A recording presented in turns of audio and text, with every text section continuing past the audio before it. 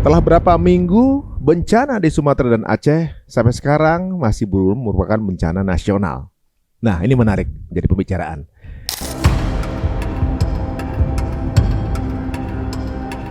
Presiden sudah dibohongi oleh semua pejabatnya, ditipu oleh semua pejabatnya.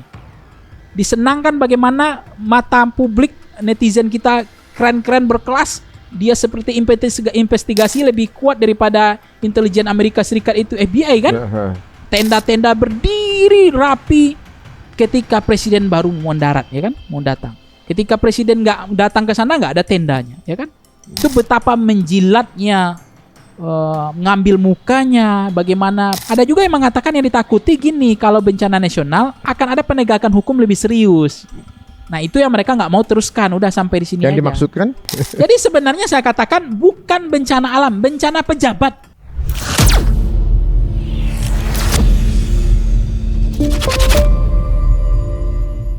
Apakah belum terlalu berat? Tapi kalau belum terlalu berat, sudah datang ke sana sepertinya nggak bisa dibilang ringan. Ini berat dan bisa dibilang lebih berat dari tsunami bahkan. Kita udah mengundang salah seorang narasumber kita yang kalau mengutarakan pendapatnya itu kenceng banget. Nah, langsung aja ini. Ini daerahnya beliau juga kena juga nih. Udah Pangi. Ya, assalamualaikum warahmatullahi wabarakatuh. Wah, sehat.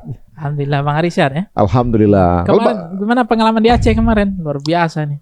Mengharukan sih. Mengharukan. Tapi postingan saya kelihatannya ceria, tapi mengharukan sih sebenarnya. Tapi di momen itu justru saya ngelihat kayak kita mesti bersyukur ya. Iya. Waktu kemarin ke sana tuh beberapa mereka tuh kan kayak menyingkapi, ini uniknya ya warga Aceh ya, menyingkapi bencana tuh ya qadarullah gitu ya. Akhirnya waktu malam saya nggak dapat penginapan. Kemudian akhirnya kita sampai ke Pangkalan Berandan setelah nyari-nyari tempat, dapat satu losmen kecil. Mungkin ya bisa dibilang nggak terlalu proper gitu. Tapi ketika masuk ke situ saya bilang ini udah luxury nih. Kalau dibandingkan warga Aceh ini udah luxury, udah mau minta apa tidur di mobil juga nggak apa-apa deh nih gitu kan. Sampai begitu kerasannya ada kita ngelihat mereka tuh kayak dapat ya dibikin humble lah kita jadi. Ini banyak pembelajaran. Berarti ujian mereka ada super premium ya, paling berat. Super premium itu. Mereka bersabar aja tuh masuk surga itu mereka tuh. Masya Allah. Kalau Bang Pangi di mana wilayahnya? Saya Sumatera Baratnya Kabupaten Sijunjung. Oh, aman ya? Aman. Aman ya, alhamdulillah. Cuma ada potensi nanti akan bahaya juga kan, banyak juga tambang di sana kan. Sekarang penebangan hutannya juga banyak. Lagi pula sepertinya kelewatan ada ancaman megatrust juga kan? Iya, karena itu kan termasuk Kabupaten Sijunjung itu kan Bukit Barisan. Jadi potensi golodonya itu besar. Ya, kemungkinannya bisa jadi, tapi kita berdoa supaya mungkin ya nggak terjadi ya. Mudah-mudahan nggak. Nah, bencana nasional. Kalau menurut Bang Pangi udah cocok belum? Iya, saya dari awal memang kenapa itu tidak terucap. Nah, pertanyaan siapa yang memblok ini? Siapa yang tidak menginginkan? Apakah betul Presiden Prabowo memang tidak mau karena ingin kita berdiri di atas kaki sendiri, kita punya marwah, punya harkat, martabat, kita tidak menjadi negara pengemis misalnya. Kita mampu mengatasi masalah itu dengan serius, dengan mengandalkan semua kekuatan 38 provinsi, membantu 3 provinsi misalnya kan, dengan sumber daya kekuatan infrastruktur maupun suprastruktur politik. Ya. Jadi pantang bagi kita untuk menerima bantuan ini dan seterusnya. Kalau bencana nasional itu cuma untuk ketutup, nggak ada bantuan luar gitu? Ya sebenarnya saya nggak tahu ya statusnya itu ketika belum ada status bencana nasional, apakah bantuan dari luar nggak bisa masuk atau itu hanya formalitas saja, bisa saja masuk tanpa harus tsunami ada izin. Dulu bencana nasional nggak? Bencana nasional. Padahal warga Aceh kalau ditanya lebih berat mana tsunami sama ini, mereka bilang beratan ini. Berat ini ya? Karena bagi mereka tsunami ngagetin, ya ngagetin lebih banyak, tapi abis itu dibawa ke laut kan. Ini semua bangkainya di situ, bangkai kerusakannya. Jadi bau-bau bangkainya itu kan. Jadi intinya memang apa yang disampaikan salah satu menteri, saya dengar juga begitu bahwa korbannya memang banyak tsunami. Tapi sumber kerusakannya yang ditimbulkan dan diameternya luasnya itu lebih besar cakupan kerusakannya dibanding tsunami gitu. Jadi daya rusaknya itu lebih kuat daripada tsunami. Karena naiknya pelan-pelan. Jadi orang sempat melarikan diri kan? Iya, nggak ke bawah kan, tapi semua barang ke bawah kan. Nah, ini kembali kepada kenapa tidak menjadi bencana nasional. Karena kalau negara lain kan udah menjadi viral juga di media-media sosial masyarakat kan. Apa yang menjadi landasan kenapa itu tidak berani? Kenapa Presiden Prabowo? Ada yang mengatakan kalau bencana nasional di statusnya dirubah, artinya nanti yang daerah akan lepas tangan. Karena memang anggaran daerah juga memang terbatas sekarang, apalagi sudah dipotong transfer dari pusat. Jadi memang jangankan untuk membantu masyarakat hari ini, untuk hidup mereka saja, untuk jalannya roda organisasi pemerintahan saja mereka udah kewalahan. Sekarang mereka disuruh lagi untuk memperbaiki infrastruktur. Nah, sehingga memang ada yang mengatakan seperti itu. Nanti daerah juga nggak terima. Kenapa kami yang cuci piringnya? Tambangnya kalian ambil bawa ke Jakarta, uangnya diambil dibawa ke Jakarta, kayu gelondongannya diambil dibawa ke Jakarta, sumber kekayaan alam kami dibawa ke Jakarta, tapi giliran bencananya kami yang kerusakan alamnya kami yang memperbaiki, kami yang cuci piring. Oh, nyebokinnya deh. Kami yang nyebokinnya. Kami yang ini kan nggak fair, nggak adil gitu loh bagi daerah. Kok kerusakannya suruh kami yang beresin? Sementara keuntungannya dibawa semua ke Jakarta gitu. Jadi kami seperti sapi perahan lah, jadi seperti lintah yang dihisap lah oleh Jakarta, oleh pusat gitu. Nah itu kan kesal mereka. Mereka bandingkan lagi. Kok negara lain 36 orang meninggal, cuma berapa? 37.000 pengungsian, udah status bencana nasional. Itu juga. Ada juga yang viral tuh. Ketika hutang mau ngemis-ngemis. Sampai berapa kita punya utang? 6.700 ya. Hampir 700 triliun saya nggak tahu ya. 7.000 triliun atau berapa? Saya lupa lagi nih angkanya. Tapi intinya gini. 10 tahun era sebelumnya, presiden sebelumnya. Ini kan warisan saja. Warisan tambang yang hancur.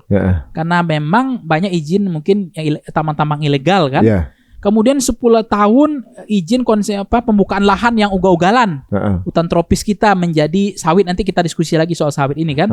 Kemudian ugal-ugalan memberikan izin-izin pembabatan hutan dan seterusnya itu. Nah, sekarang yang jadi pemadam kebakarannya adalah Presiden Prabowo. Itu kita harus fair juga. Nggak bisa kita menyalahkan hanya 1 tahun ini. Itu nggak mungkin juga. Nggak fair. Jadi ini ulahnya Prabowo nggak bisa.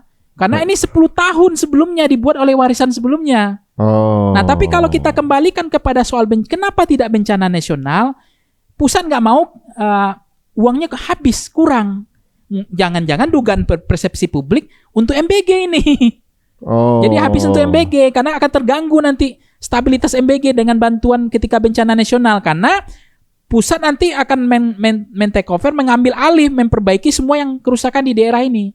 Nah, bencana nasional tidak ditetapkan, dibilang lagi ngutang, mau ngundang investor asing untuk menghabis kekayaan alam kita, nggak ada harga diri, nggak ada marwah martabat bangsa bangga aja. Tapi begitu status bencana nasional udah bicara tentang marwah martabat harga diri bangsa. Tapi giliran ngutang itu ngundang investor gitu kan, ngemis-ngemis. Kemudian ngundang investor untuk ngebabat hutan kita, nggak ada. Untuk buka tambang-tambang ilegal, tambang-tambang nggak ada harga diri sih itu, tapi nggak malu gitu. Jadi publik masyarakat satir ya mencarakan kok kebalik-balik ini. Agak gitu. Ironis ya. Ironis jadinya, jadi paradoks gitu loh. Paradoks dalam konteks bencana nasional di mana harga diri martabatnya orang mau bantu gitu loh kan. Tapi nggak bisa karena status. Kemudian ada juga yang mengatakan yang ditakuti gini, kalau bencana nasional akan ada penegakan hukum lebih serius. Nah itu yang mereka nggak mau teruskan, udah sampai di sini aja. Yang dimaksudkan? Saya nggak tahu apa penegakan hukum lebih serius. Penegakan hukum lebih serius, maksudnya akan ditelisik. Iya, akan ditelisik. Sumber masalahnya. Telusuri betul gitu masalahnya.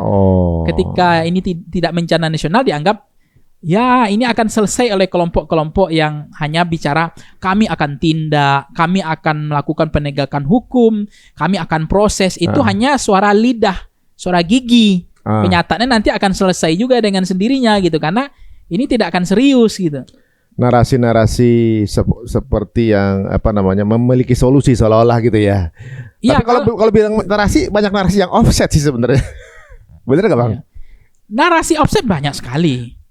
Justru di bencana ini banyak narasi yang kita rasa bahwa nggak ahsan gitu, maksudnya nggak proper diucapkan di momen-momen seperti ini. Itu banyak warga yang maksudnya yang nggak ngamati aja ibaratnya.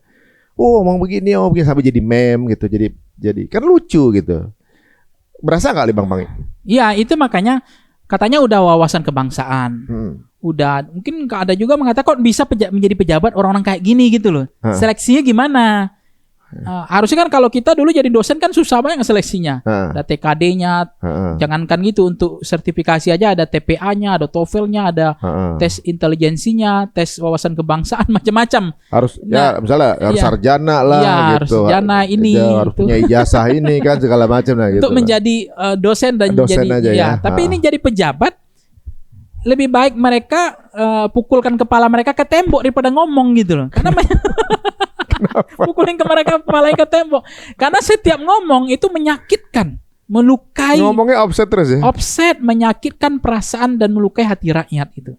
Makanya memang perasaan hati rakyat itu mereka nggak baca kan. Makanya kemarin ada yang nyala 1000% lah listriknya nggak hidup, ternyata faktanya. Ada yang bicara tentang mereka pakai cerutu lah, lagi makan, sementara rakyatnya masih banyak yang kelaparan, yang terisolasi. Ada yang kemarin menterinya yang dibilang kayu runtuh, roboh dengan alami sendiri. Dia nggak tahu tuh bagaimana gelondongan itu matanya kemana gitu melihat kayu gelondongan sebanyak itu. Malah kan. Ada yang labelnya salah satu. Keluar barang-barang bukti oleh tentara Allah kan. Itu kan tentara Allah yang ngeluarin barang bukti. Sedangkan sudah ada barang bukti saja penegakan hukumnya masih lalai lambat. Apalagi nggak ada barang bukti. Ini Allah clearkan ini barang buktinya kayunya semua. Itu pun masih lama gitu proses untuk penegakan hukum. Kenapa penegakan hukum kita hari ini tidak ditegakkan? Kalau langit runtuh itu kan penegakan hukum itu harus ditegakkan meski langit besok pagi runtuh kan gitu. Karena kan semua pejabat kita, dugaan saya, itu sudah menjadi ternak pegawainya oligarki. Itu problemnya. Ya kan? Apakah itu jaksanya? Saya mau nyebut singkatannya deh, cuma cari. Kayaknya mau nyebut singkatannya deh. Jadi dipelihara oleh oligarki korporasi kan. Apakah jaksanya, apakah polisinya, apakah hakimnya, apakah jenderalnya di-backingin. Makanya kan bilang semua tambang-tambang kita itu di-backingin sama jenderal dan seterusnya. Itu kan tantangan kita dalam proses penegakan hukum. Maka saya katakan gak perlu kita bicara penegakan hukum. Ganti aja hak rakyat gitu. Kemudian pelanggaran hak yang terjadi selama ini dituntut. Makanya Sumatera Barat kemarin menuntut keadilan. Warganya menuntut negara, dia ingin mengadili negaranya. Karena ada kelalaian yang menyebabkan kematian dan banyak yang kerugian gitu kan. Nah, misalnya yang dibilang hak-hak mendasar kan. Itu kan jahat betul ketika menyampaikan presiden sudah dibohongi oleh semua pejabatnya, ditipu oleh semua pejabatnya. Disenangkan bagaimana mata publik netizen kita keren-keren berkelas, dia seperti investigasi lebih kuat daripada intelijen Amerika Serikat itu FBI kan. Tenda-tenda berdiri rapi ketika presiden baru mau mendarat ya kan, mau datang. Ketika presiden nggak datang ke sana nggak ada tendanya ya kan. Itu betapa menjilatnya, ngambil mukanya, bagaimana bekerja betul-betul membohongi, menipu presidennya itu semua pejabatnya. Itu makanya ada warga yang kemarin lari-lari kan, datang, Pak presidennya bagus, keren, tapi pejabatnya semua gitu. Nah ini yang nggak dikoreksi kan. Misalnya kalau saya presiden, ini listrik nggak hidup, direkturnya copot aja. Misalnya, ini kan contoh aja. Apalagi yang mati kemarin yang ditipu listrik, kenapa mati? Ya, nah kemudian sinyal nggak ada. Ya urusan dengan sinyal, ya dirut apanya, dirut apa, ya kan? Telekomunikasinya ya. Tanggung jawab, copot. Nah urusan tenda, Kemen copot, karena nggak ada tenda. Air bersih? Air bersih, ya misalnya PDAM atau apa, ya menteri apa gitu kan? Ya copot saja, karena itu salah satu untuk membawa efek jera bahwa presiden punya empati. Itu tanda presiden berpihak pada rakyat. Karena hak-hak dasar rakyat itu dikhianati, dibohongi, ditipu berminggu-minggu. Dengan angin surga akan datang bantuan ini. Gak ada beras, Bulognya copot misalnya. Banyak yang perlu dicopot ini. Coba Bang Ari tanya apa lagi sama saya. Yang hak mendasar kemarin. Air bersih. Kemudian tenda gak ada. Helikopternya nggak memadai, nggak cukup kemarin waktu darurat itu kan. Nah terus apalagi yang anjing pelacak kurang untuk mencari mayat-mayat jenazah bisa saja. Itu kan menjadi koreksi. Kenapa polisi kemarin beli robot-robot yang nggak berguna itu di hari HUT Polri itu? Untuk apa itu robot-robot begitu? Nggak kepakai. Itu kan sampah itu, nggak ada berguna. Ini bencana aja nggak bisa bantu kan? Itu jalan-jalan yang putus, yang desa-desa yang belum terakses karena jalan aksesnya terputus gitu, jadi terisolir desanya gitu. Iya, itu kan hak dasar yang menurut saya mereka butuh makan, nggak datang-datang makanan, ya kan? Mereka butuh minum, air bersih nggak ada, ya kan? Tenda nggak dibangun, mereka kedinginan, ya kan? Nggak ada tenda, ya kan? Ketika mencari keluarga eskapator oke lah nggak ada, karena memang itu butuh effort besar lagi. Tapi kan negara harus bisa membantu mencari jenazah ini dengan teknologi supaya cepat ketemunya. Ini kan ada yang mengadu ke Prabowo itu ada yang 2 minggu, 3 minggu sampai 1 bulan. Dia kan masih berharap ada jenazah yang ditemukan keluarganya. Meskipun hanya mendapatkan 1 jempol jari kan. Maka oleh karena itu dengan kasus yang terjadi hari ini di Aceh, Sumatera Barat dan Sumatera Utara, mestinya presiden harusnya belajar dari kasus ini.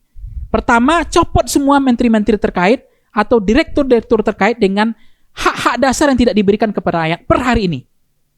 Mulai dari air bersih, beras, tenda, ya kan? Kemudian fasilitas-fasilitas lainnya, sinyal, ya kan? Tapi kalau yang paling punya bersentuhan langsung pasti Menteri Kehutanan justru malah. Ya Menteri Kehutanannya copot. Harus begitu. Itu bukti Presiden Prabowo berpihak gitu kepada rakyat kan? Nah itu berani nggak? Kalau bilangnya ini sejak 10 tahun terakhir, kan ya dulu ya mereka kan sarjana kehutanan juga kan dulu. Ya itu sarjana kehutanan. Memang kan ada juga mengatakan ini kan 10 tahun yang lalu. Nah Menteri Kehutanan ketika jadi kan itu yang menjadi satir juga. Menteri sarjana hutan yang hilang, ya kan? Jadi nggak boleh ada sarjana kehutanan nanti karena takutnya kayunya hilang. Atau seharusnya atau sarjana semak belukar. Nah supaya ada hutan, ada semak belukarnya, ya kan? Kalau sarjana kehutanan ya hutannya hilang. Malah hilang ya. Hilang. Jadi karena apa? Karena untuk memuaskan nafsu oligarki korporasi, kebutuhan kita sawit nggak segitu besar kan dibilang dari data. Ini kan data yang saya baca nih. Ya kebutuhan kan, sawit kita itu hanya 2,6 juta ton per satu negara. Iya, kebutuhan yang kita dalam negeri ini. Satu negara itu semua. Iya, satu negara 2,6 juta. Mestinya nggak sebanyak itu diambil ya. Kita ekspor berapa? 47 juta ton ekspor. Yang dipertaruhkan apa? Hutan kita, hutan tropis kita. Kan itu yang jadi pertanyaan publik. Kenapa? Untuk menyenangkan hati orang lain, bangsa lain, negara lain, kok hutan kita yang jadi jadi pertaruhannya. Korban ya. Jadi korban gitu. Nah, oleh karena itu memang muncullah bendera berkibar, bendera putih ya. Bendera putih itu kan itu menunjukkan mereka menyerah tanpa syarat. Mereka tidak mampu lagi menghadapi situasi ini. Karena dugaan pemerintah yang bilang BNPB mencekam itu hanya di media sosial, itu kan fatalnya luar biasa. Itu membuat pemerintah tidak bergerak sama sekali pada masa itu kan. Karena itu hanya faktanya. Jadi yang terjadi di pejabat kita ini habitsnya, apa yang dilihat bukan itu yang dilaporkannya. Tapi ini empiri objektifnya harusnya kan apa yang dilihat itu yang dilaporkan. Yang terjadi habitsnya tradisi pejabat kita adalah intersubjektif. Apa yang dilihat itu yang tidak dilaporkan. Itulah yang dibohongi, ditipu presiden selama ini. Itu yang menurut saya. Yang kedua, presidennya teralienasi, dugaan saya, dari informasi, dari data-data, dari fakta yang terjadi di lapangan. Jadi beliau nggak dapat data real, nggak dapat yang sesungguhnya. Kepala BNPB aja ngomong tidak mencekam. Yang bagian tulang punggung big bone-nya ngurus bencana secara nasional. Meskipun ada koreksi dari publik, dana bencana kita kecil banget. Bahkan bantuan per kabupaten hanya 4 miliar katanya. BNPB juga bantuan sedikit. BNPB dana bencana juga dikurangi katanya kan begitu. Tapi ketika memang presiden teralienasi, dia tertutup dari semua informasi, tertutup dari fakta yang sebenarnya. Sebenarnya kejadian seperti ini tidak akan menjadi krusial pertaruhan berat seperti ini. Kalau dari pertama ditetapkan sebagai bencana nasional, maka akan terkonsolidasi. Center of Jakarta langsung ambil alih, take over semua. Koordinasi lebih maju, bantuan lebih cepat. Yang kedua, kalau Uni tahu sebetulnya dari awal Tamiang itu seperti itu faktanya, presiden datang ke sana tanpa dihalang-halangi, dia bisa menyaksikan. Kan beda ketika Bang Ari datang ke sana kan mencekamnya beda. Kita datang ke sana dengan bawa fisik badan kita, dengan melihat mobil, truk semua aja terbang-terbang seperti itu. Pohon-pohon, rumah hilang setengah karena lumpur, kan akan beda nuansa kebatinannya seorang presiden. Tapi kenapa baru 2 minggu presiden bisa datang ke daerah tersebut? Ada apa dengan komunikasi seperti ini? Kenapa presiden teralienasi? Kan saya juga dengar presiden nggak punya HP. Yang pegang katanya Teddy, ya kan? Itu hati-hati karena itu informasi itu mahal. Kita hidup di negara ini, yang maju tahu nggak? Yang punya informasi cepat dapat bonus, dapat diskon, kan dia dapat informasi yang cepat kan? Yang lambat dapat informasi nggak dapat rezeki kan? Ini presidennya informasi zaman batu gitu loh. Jadi presiden juga kan mungkin nggak mudah kali ya, kemudian banyak yang diurusin kali Bang. Udah gitu ya pasti diserahin ke tim-tim ahlinya, yaitu menteri-menterinya kan. Ya karena kita sayang sama presiden, kita setuju bahwa ini warisan Jokowi 10 tahun. Presiden Prabowo ini hanya membereskan piring kotor ini kan semuanya. Tapi kan ini nggak boleh berulang. Ini jadi pembelajaran bahwa presiden tidak boleh teralienasi. Informasi itu benar, cepat. Dan presiden kalau datang kemarin ada titik-titik yang krusial, yang penting, presiden sampai di situ langsung. Dan dugaan saya kemarin kan presiden hanya tempat-tempat yang nggak mencekam itu datangnya awal-awal itu. Sehingga memang nggak dianggap ini sedahsyat yang dibayangkan kan. Ini datangnya udah ditacap dulu gitu. Iya, setelah media sosial. Syukur ada media sosial yang menyebarluaskan ini kan. Kalau nggak kan lebih gawat lagi. Nggak tahu lagi fakta yang sebenarnya kan. Ya kalau di era sekarang sih sepertinya sesuatu untuk ditutup-tutupi akan kebuka juga. Ya sepintar-pintarnya orang menyimpan tulang di dalam plastik dari kantong kresek, bau juga amisnya, akan keluar juga tulang itu dalam kresek itu. Ya, contohnya begini, pasti masyarakat sekitar tuh nggak tahu apa yang terjadi di atas gunung.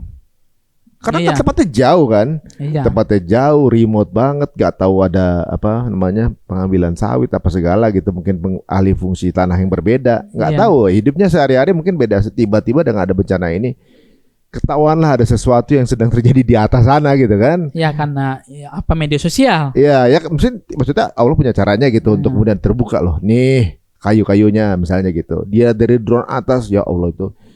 Kayu semua itu, kayu-kayu udah siap jalan doang itu kan. Makanya memang apa yang disampaikan Prof. Dasko itu bagus. Sebenarnya beliau ingin dari awal, ini telat saja. Mesti dari awal, Presiden sudah menurunkan orang-orangnya yang terbaik untuk mengamen data lebih detail per desa. Semua daerah kabupaten yang terdampak. Apa kebutuhannya? Apa yang masih kekurangannya? Apa yang masalah yang perlu dibantu oleh pemerintah. Datanya balance-nya adalah per desa gitu. Nah ini kan sehingga memang dapatlah pusat informasi sebenarnya apa yang terjadi. Nah itu kan telat gitu. Nggak ada data itu. Memang daerahnya udah datar semua. Nah, itu kalau di sosial media memang kalau dari tanggapan atau juga pendapat masyarakat memang banyak mungkin sisi ketidakpuasannya ya gitu. Yang itu diperparah dengan statement-statement sih sebenarnya. Maksudnya statement itu tidak diutarakan di masa-masa seperti ini kan gitu. Ya, memang dianggap pemerintahan sebelumnya ini lebih responsif menurut saya ya. Cuma problemnya presidennya yang responsif gitu untuk menghadapi ini karena makanya kemarin presiden kan 1 minggu akan ke sana. Itu kan beliau udah memang nggak percaya lagi sama pejabatnya. Makanya dia bilang akan jadwalkan setiap minggu akan ke daerah Aceh untuk selalu akan datang walaupun nggak menetap di sana. Artinya apa? Dia juga sudah lama ini sudah ditipu, merasa dibohongi sama pejabatnya. Dia kan tahu laporan-laporan itu. Tetapi yang sangat disayangkan ketidakpuasan publik masyarakat terhadap bagaimana memitigasi, mengatasi masalah. Negara dianggap melanggar HAM. Hak dasar mereka tidak terpenuhi. Bayangkan kalau mereka yang dibilang Bang Hari tadi, dia minum, kemudian ditunggu 1 minggu, 1 hari, airnya keruhnya baru turun karena itu lumpur. Ya, air lumpur. Nah, air lumpur yang diminum itu kan pelanggaran HAM, ya kan? Belum mereka yang berhari-hari kemarin cari jenazah orang tuanya, keluarganya 3 hari nggak makan, tapi masih kuat, nggak ada bantuan. Ada yang terisolasi berjalan kaki 10 kilo, 20 kilo kan keluar bawa barang untuk bertahan hidup kan. Nah, informasi ini kan telat semua. Nah, saya nggak tahu kenapa negara yang punya perangkat kok seperti lebih jago Peri Irwandi, bukan pejabat. Dia nggak punya perangkat, tapi dia bisa mengorganisir lebih rapi, lebih sistematis, terstruktur. Bagaimana dia menghadapkan transparansinya. Orang yakin menyumbang 10 miliar dalam 1 kali 24 jam. Kalau orang nyumbang ke negara, hari ini pemerintah belum tentu. Karena ada trust yang hilang, kepercayaan. Karena ulah pejabatnya. Kan itu yang saya bilang. Militer boleh hilang, makanan boleh hilang. Tapi ada satu lagi makanan. Militer, makanan, militer. 3-nya, 2 boleh hilang. 1, trust nggak boleh hilang. Ini trustnya nggak ada. Akhirnya muncullah orang yang mau, masyarakat yang bukan anggota DPR, bukan bupati, bukan gubernur, bukan pejabat, bukan pejabat istana. Dia ngumpulin, dia datang bawa bantuan langsung distribusikan. Betapa bahagianya orang waktu itu, dia transparansikan semuanya. Kemudian dia lakukan itu, kemudian dimaki-maki lagi, dibilang si paling-paling lah, ya kan, merasa paling hebat lah, dan seterusnya kan. Ya, kemudian harus pakai izin kalau mau. Kemudian ada izin lah, kalau kemudian bantuan dari luar harus ada pajaknya lah. Ini sampah semua mulut mereka ini, pejabat ini. Bayangkan orang mau minta bantuan, ada hari ini juga viral. Bantuan dari Uni Emirat Arab atau mana, beras sudah datang suruh balikin lagi. Kenapa? Nggak tahu itu nanti dicek lagi benar nggak itu beritanya. Itu kan bagaimana nggak sedih orang yang ngasih dibalikin lagi kan? Sombong banget, masa nggak butuh. Tapi kan itu lagi-lagi laporannya mungkin ke pejabat, ke presidennya bilang, oh aman Pak, terkendali, beres Pak, gitu. Tuntas Pak. Tapi ternyata semua adalah penjilat, ya kan? Semuanya hanya ngambil muka. Semuanya hanya bekerja, foto-foto, datang, habis itu pergi lagi. Kan itu penyakitnya kemarin tuh, bantuan tuh datang banyak, pakai Hercules. Ditaruh di ibu kota provinsi, habis itu di foto-foto, habis itu pulang lagi. Ternyata yang di kabupaten provinsi ini telat kan mendistribusikannya. Karena kan semuanya harus udara, susah lewat darat kan. Nah, helikopternya waktu itu terbatas. Nah, maksud saya tidak mengecilkan peran negara. Negara sudah berbuat. Kan ada juga mengatakan ini seolah-olah kok negara nggak diberbuat, negara seolah membiarkan. Negara dianggap tidak peduli gitu. Bukan itu. Mestinya dengan negara yang resources yang besar, dengan punya 8.700 berapa triliun uang yang dipegang oleh presiden, berapa kewenangan yang ditandatangani presiden yang sangat kuat, mesti kan lebih maksimal, lebih optimal gitu bekerja untuk membantu rakyat ini kan. Tapi itu nggak maksimal gitu. Karena memang bermasalah pada pejabatnya. Jadi saya melihat harus dievaluasi adalah ini seleksinya pejabat ini gimana sih gitu. Ya. Soalnya ini kejadian ini adalah kejadian di mana masyarakat menilai, ya kan? Masyarakat menilai bagaimana penyelenggaraan negara ini menjalankan tugasnya. Ini kan dinilai semua sama masyarakat, direken, kemudian apakah menjalankan dengan benar, apakah ini nggak sesuai, apa ini ternyata nggak tahu apa-apa. Ini lagi dinilai semua oleh masyarakat. Bukan cuma masyarakat, dinilai juga dilihat juga sama Tuhan gitu ibaratnya. Bahwa semestinya kejadian ini mereka harus tunjukin effort terbaik semestinya kan. Kayak di negara lain, contoh misalnya kayak saya dengar kalau nggak salah di Korea Utara dieksekusi kan itu mesti-mestinya. Iya, kalau di Korea Utara nggak surut aja dieksekusi semua pejabatnya. Kita nggak dieksekusi Bang Hari, nggak dimasukin ke karung gitu loh pejabat sampah ini. Kita suruh mundur aja dia nggak mau mundur. Udah nggak mau mundur, habis itu suruh orang minta maaf kan ada juga. Suruh orang minta maaf karena persoalan tobat nasional kemarin itu kan. Jadi intinya udahlah mereka ngomong salah, bicara nggak bekerja juga hanya nggak terukur, nggak ada KPI-nya. Terus suruh mundur juga nggak bakal mau. Coba Bang Hari cari pejabat di Indonesia yang mundur, kan nggak ada. Kalau di negara-negara maju kan bagi mereka menjadi pejabat itu tidak worth it, biasa aja. Mereka salah kirim email, mereka mundur. Listrik mati 1 hari, mereka mundur. ada dugaan punya tas yang dikasih hadiah, dianggap gratifikasi, mereka mundur. Perdana menterinya itu gampang. Di Indonesia coba dengar ada nggak menteri yang mundur? Kata orang Sri Mulyani mundur, kagak. Setelah rumahnya digeledah, ya kan? Belum tentu mundur. Artinya apa? Krisis kita ini sebenarnya. Krisis moral hazard pejabat kita ini, ampun, sudahlah menzolimi rakyatnya, sudah ngomongnya menyakiti perasaan rakyat. Makanya saya bilang lebih baik benturkan aja kepala mereka ke tembok kalau ngomong, salah terus gitu. Terus ini setiap mau lebaran atau gimana sering minta maaf. Ini kan bukan lebaran ini gitu loh. Masih lama lebaran ini. Tapi ngomong salah minta maaf. Salah klarifikasi minta maaf. Padahal kita bukan lebaran, masih lama lebaran. Ya. Jadi bisa dibilang anggapan dari Bang Pangi ini bahwa bencana nasional sebelumnya adalah mereka ini. Jadi sebenarnya saya katakan bukan bencana alam, bencana pejabat. Tapi Pak Presiden tahu nggak sih sebenarnya? Tahu kan mestinya bahwa yang di sekelilingnya dia tidak menjalankan. Nah itu yang harusnya kalau presiden punya banyak mata. Saya presiden kan yang canggih sebenarnya. Pasti dia punya mata, telinga kan. Nggak mungkin sekelas presiden nggak punya mata, telinga dong. Untuk mengintip kan kerja menterinya yang benar. Mana yang hobinya penjilat, hobi ngambil muka, hanya pergi datang ke sana, dia bilang hanya wisata bencana yang dibilang presiden kan. Jangan pergi hanya sekedar wisata bencana, foto-foto habis itu pulang lagi. Seolah bekerja. Justru membebani rakyat gitu kan. Nah, masalah yang krusial nggak teratasi. Kita kan begini, ketika bencana itu kan mereka butuh makan, butuh minum, kan jelas sekali. Masa Peri Irwandi lebih bisa menyiapkan itu gitu loh. Atau mungkin ada rasa persaingan antara pemerintah dengan influencer.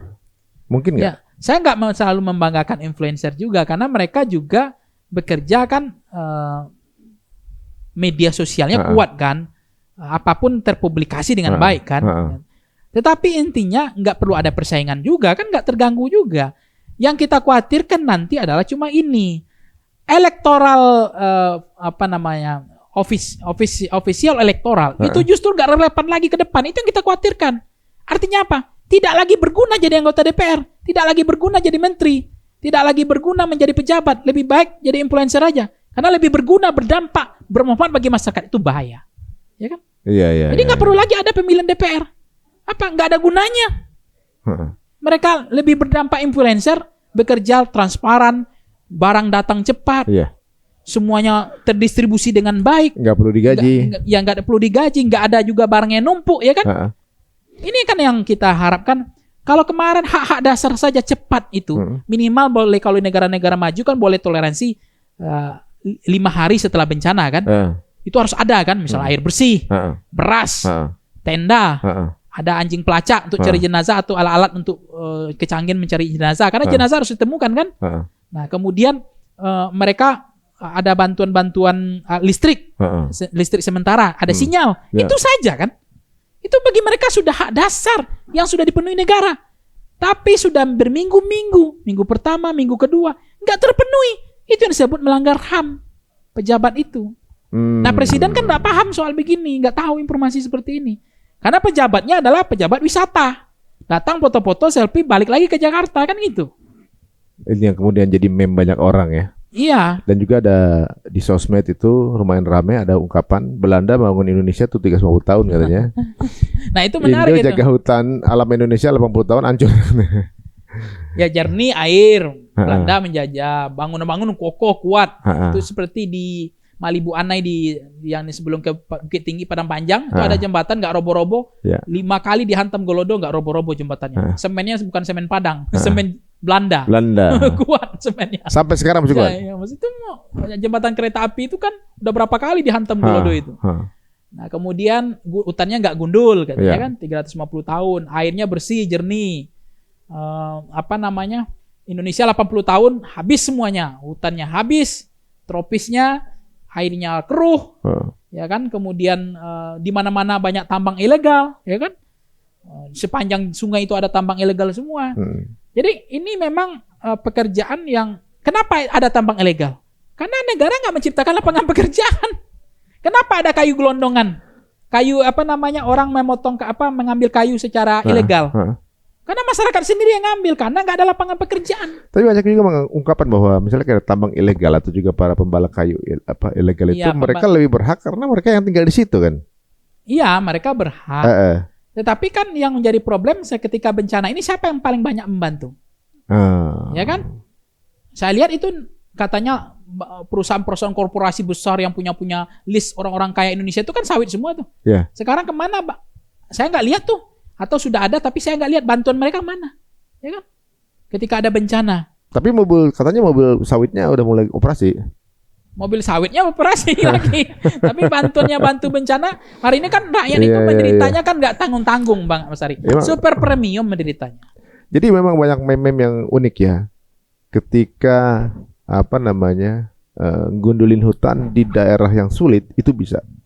Tapi membantu warga di daerah yang aksesnya sulit nggak bisa, katanya gitu kan. Iya, itu meme-nya lucu juga ya. Lucu-lucu. Jadi intinya karena kalau memang membantu rakyat tadi nggak ada kepentingan, nggak ada yang dapat dari apa-apa kan. Tapi kalau mengambil kayu tadi di daerah yang tersulit itu bisa diambil karena ada cuannya. Karena itu tanaman kan udah 100-200 berabad-abad. Kemudian diambil dengan modal terbatas kan, modal mereka nggak besar, tapi keuntungan besar kan. Jadi itulah yang menjadi menarik. Indonesia dengan Singapura apa bedanya? Singapura nggak punya tambang batu bara, nggak punya minyak, ya kan? Nggak punya kelapa sawit, nggak punya macam-macam itulah ya, termasuk nikel, ya termasuk coklat, ya, kelapa, nggak punya satupun. Tapi dia yang menentukan republik ini, menentukan Indonesia ini, menentukan Asia Tenggara dan dunia, bahkan harga-harga komoditas internasional dia menentukan kan. Nah, sementara padahal ngambilnya di sini semuanya. Harga sawit, harganya karet, itu kan mereka yang menentukan semua. Nah, itu yang mengapa nggak tahu pada sumber daya kita sama-sama makan nasi, mereka makan nasi, kita makan nasi. Masalahnya menurut saya cuma satu, mental pejabatnya, ya kan? Yang mungkin mental pejabat kita gampang disuap, mental pejabat kita itu nasionalismenya masih diragukan, lebih hobi mengekspor barang-barang mentah ketimbang mengelola itu supaya lebih berkualitas, supaya harganya lebih tinggi, supaya menciptakan lapangan pekerjaan. Kalaupun cerita judul hilirisasi itu ugal-ugalan juga, hanya pencitraan saja, tapi faktanya nggak seperti itu, hanya menjual komoditas barang-barang mentah keluar. Nah, itu kan jadi tantangan bagi kita. Itu beda Singapura dengan Indonesia. Mereka dengan digitalisasi semuanya bisa dimonetize, kejujuran mereka sangat bagus, pejabatnya itu mengurus badan usaha milik negaranya itu untung, kalau kita rugi, karena mental bisnis itu profesional, terukur, ada KPI yang jelas. Jadi kalau kita kan semuanya merugi. BUMN semuanya rugi. Iya. Dan sekarang BUMN juga ditanyakan orang, kemana BUMN ketika ada bencana? Nggak terlalu banyak dianggap membantu gitu. Ya, ini ironis ya teman-teman semuanya. Ini merupakan masukan, mudah-mudahan didengar oleh pemerintah ya. Ini yang dilakukan oleh Bang Pang ini bukan benci, justru karena saking cintanya sama negara ini gitu ya. Kemudian diberikan masukan gitu kan. Karena banyak masukan-masukan yang saya anggap satir juga. Misalnya kayak beberapa komunitas yang mengatakan, ayo sama-sama kita patungan, kita beli hutan kita. Nah, gitu maksudnya gitu kan. Dianggap bahwa hutan kita pun udah bukan punya kita, seolah-olah kan gitu kan. Ya sebenarnya itu kalimat satirnya itu adalah mereka nggak percaya kepada pemerintah mengelola hutan, pasti kayu diambil gitu. Tapi kalau rakyat kan memang hutan nggak bisa diperjualbelikan, apalagi hutan lindung seperti misalnya hutan di Gunung Salak Halimun, Taman Nasional Halimun itu nggak bisa kan. Tapi kalau diserahkan pemerintah, mereka nggak percaya gitu. Pemerintah mengelola itu. Lebih baik itu biar ketika dipercayakan kepada rakyat atau orang tertentu, itu lebih terpelihara hutannya. Itu kalimat satirnya itu sebenarnya. Jadi ini soal trust. Yang paling susah itu kan memulihkan animo kepercayaan publik. Itu kan tidak mudah. Nah hari ini yang hilang itu, kepercayaan itu yang hilang kepada pemerintah, kepada pejabat kita. Karena selalu dipercaya tapi nggak bisa dipercaya. Nah yang disampaikan oleh Presiden Prabowo, kan ada juga kalimat satir. Kita Indonesia ini terlalu banyak orang yang hobinya kritik. Nah, terus terlalu banyak intelektual tapi bisanya hanya apa kalimatnya Presiden waktu itu? Hanya hobinya mengkritik saja tapi nggak ada solusi gitu. Nggak ada solusi dan seterusnya. Kita ini kan nggak dibayar. Kita bukan pejabat. Kita sudah memberikan masukan yang dibilang kayak Bang Ari ini. Negara kurang apa kita bernegara ini gitu? Nasionalisme kita. Indonesia ini bersatu kuat karena kita ada tukang kritik, ada yang memberikan vitamin, ada yang mengingatkan, ada yang minta koreksi, ada kontemplasi, ada redundansi, berhati-hati mengambil kebijakan karena kebijakan mereka bisa menyengsarakan rakyat di kemudian hari kan, ugal-ugalan 10 tahun yang lalu kan. Nah, kita dianggap sampah nih gitu, orang yang mengkritik ini nggak berguna, hanya koar-koar aja, kontribusi nggak ada. Dengan kita mengkritik saja begini, harusnya berterima kasih negara gitu loh. Kenapa? Karena daya logika kritis ya, logika kritis itu sangat penting dalam materialisme Marxisme itu kan, logika berpikir kritis kan. Negara harus menjaga kritis masyarakat ini. Karena dengan itu akan ada peradaban. Negara itu akan selalu diingatkan. Ada check and balances. Karena DPR kita dianggap tiarap, nggak bisa lagi mengkritik, ya kita sebagai masyarakat kelompok kepentingan, kelompok penekan, atau masyarakat NGO atau kelompok kepentingan yang lain, dia mengingatkan pemerintahnya gitu, karena sayang kepada pemerintahnya. Nah sekarang yang saya ingatkan adalah sudah waktunya, sudah cukup bagi presiden untuk menerima maaf. Dan tolonglah pilih pejabat-pejabat yang diseleksi lebih serius gitu. Ada merah putihnya lah gitu, ada nasionalismenya, dan bukan pejabat yang tersandra oleh kepentingan oligarki dan korporasi. Tapi kan ada beberapa yang mungkin yang bertugas atau pejabatnya yang sebenarnya bisa punya kemampuan untuk langsung menyentuh kepada pihak-pihak yang punya impact langsung kepada bencana ini. Misalnya kayak perusahaan-perusahaan yang punya perizinan itu, yang punya izin membalak itu kan. Iya. Ada nggak sih ditutup gitu? Karena orang ditutup loh sama presiden gitu kan, kelihatan gitu kalau beliau nutup, beliau membekukan izin segala macam. Kan masyarakat juga akan ngasih kredit ke beliau. Ada nggak sih yang udah ditutup? Sejauh ini per hari ini belum kan, diumumkan tersangka aja belum. Saya tertarik dengan salah satu potongan video dari Bang Pangi yang mengatakan bahwa Indonesia ini sangat Jawa sentris. Kalau bencana di Pulau Jawa cepat gitu. Kalau Pulau Sumatera kayaknya berlarut-larut gitu. Emang benar itu? Nah ini yang kemudian menjadi, kan kemudian orang bertanya kemana yang orang-orang kaya di Indonesia yang dari hasil tambang sumber daya alam, bumi kekayaan alam kita, kemana mereka? Boleh jadi kita yang nggak tahu atau nggak dikasih tahu, atau mereka nggak mau menyosialisasikan kita. Ini loh bantuan kita terhadap yang terdampak. Ya buktinya 15 juta diganti. Harus kan mereka yang mengganti semua nyawa ini. Ya kan, dan ada duitnya mereka segitu mah. Ya, bagi mereka itu uang, sedangkan uang suap kemarin yang ditangkap kejaksaan aja, suap untuk sawit aja, yaitu minyak sawit kemarin itu aja berapa triliun.